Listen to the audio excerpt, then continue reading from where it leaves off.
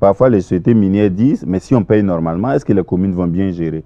Est-ce qu'elles ont les capacités, surtout en ressources humaines, pour bien investir là où il faut au profit des communautés? Comment on doit faire pour que le fonds minier aille vraiment au développement? Ça, ce n'est pas leur problème. Vraiment, ce n'est pas leur problème. Mais c'est nous tous notre problème. La loi dit oui. Payer et non qu'à payer.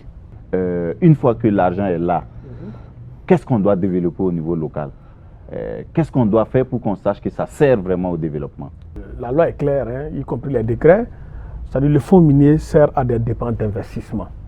Donc, c'est pour ça les risques de déperdition de ce fonds pour d'autres fins sont relativement minces. Donc le maire de Yalgo ne peut pas utiliser ça pour payer les salaires? Non, ou bien V8 ou quoi, V8, non, non. c'est pas possible. Parce qu'il faut d'abord me poser la question à savoir si ma mine participe à la contribution du fonds minier. Voilà, c'est ça même la première question. La question se pose alors? Ah oui, la question doit se poser. Moi je me disais que les sociétés minières étaient à jour. Oui, bon, parce que chez moi d'abord, peut-être qu'il y a un cas particulier. Pourquoi? Parce que jusqu'à présent, ma mine ne contribue pas d'abord. C'est la seule d'ailleurs.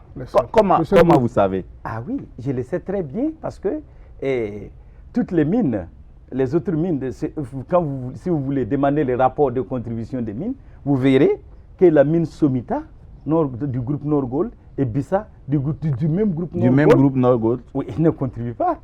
Comment ça s'explique? Comment on peut expliquer ça?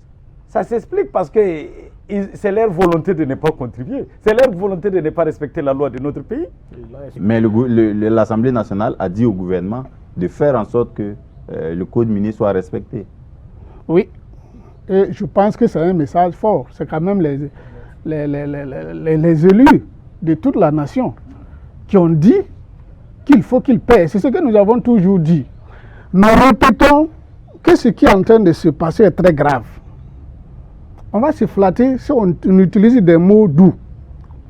C'est très grave. C'est une arnaque. Est-ce que vous pensez qu'on va avoir à moyen terme le développement à la base avec cet argent?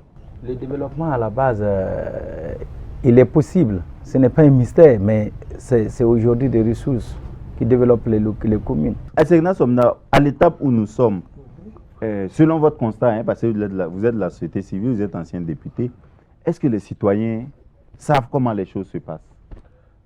Bon, malheureusement, non. Et c'est justement le but de ce type d'émission.